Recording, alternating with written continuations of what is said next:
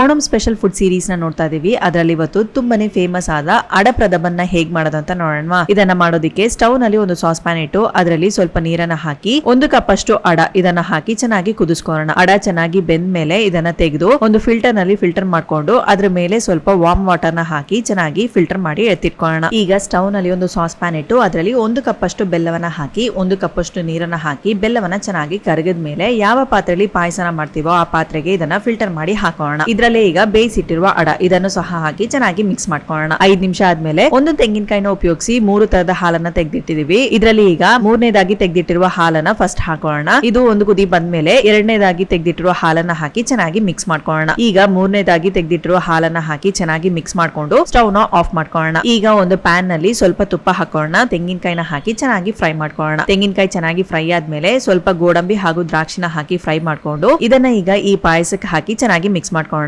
ಇದರಲ್ಲಿ ಸ್ವಲ್ಪ ಏಲಕ್ಕಿ ಪುಡಿನ ಹಾಕಿ ಚೆನ್ನಾಗಿ ಮಿಕ್ಸ್ ಮಾಡಿದ್ರೆ ತುಂಬಾನೇ ಟೇಸ್ಟ್ ಆದ ಅಡಪ್ರದಮನ್ ತಯಾರು. ಸೊ ಖಂಡಿತ ಇದನ್ನ ನಿಮ್ಮ ಮನೆಯಲ್ಲಿ ಟ್ರೈ ಮಾಡಿ. ಹೇಗಿತ್ತು ಅಂತ ಕಮೆಂಟ್ ಬಾಕ್ಸ್ ನಲ್ಲಿ ಕಮೆಂಟ್ ಮಾಡಿ.